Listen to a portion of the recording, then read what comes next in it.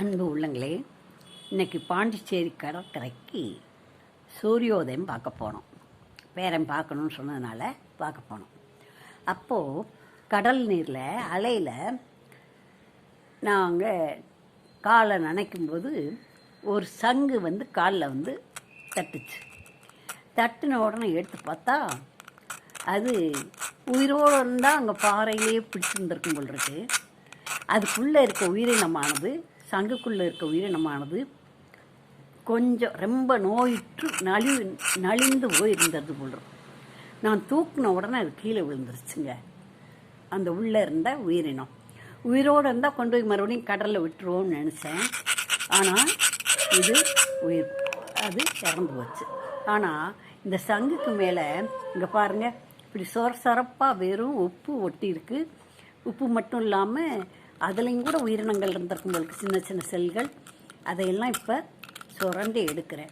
சுரண்டி எடுத்துட்டு அதுக்கப்புறமா இதை என்ன செய்ய போகிறேன், நல்லா கழுவி அதுக்கப்புறம் அதில் ஏதாவது டிசைன் பண்ணி, அதுலேயே டிசைன் இருக்குது, தெரியும்னு நினைக்கிறேன்.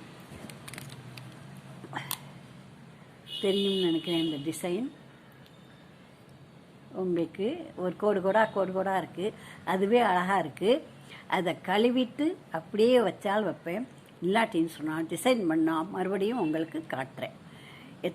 பாருங்கள், கடல் வாழ் பொருள் உயிரினங்கள் வீடு கட்டி அதில் கூடு கட்டி அதுக்குள்ளே இருக்குது. இது இன்னும் விளையணும் போல் இருக்குது.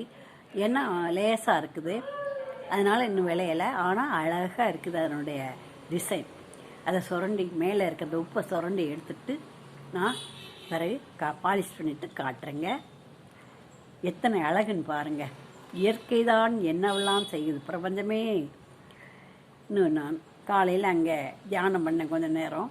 அதுக்கப்புறம் பார்த்தா இந்த மகாலட்சுமியுடைய சங்கு கடற்கரையில் காலை நனைக்கும்போது காலில் விழுந்துச்சுங்க. தெரியுதா சங்கு?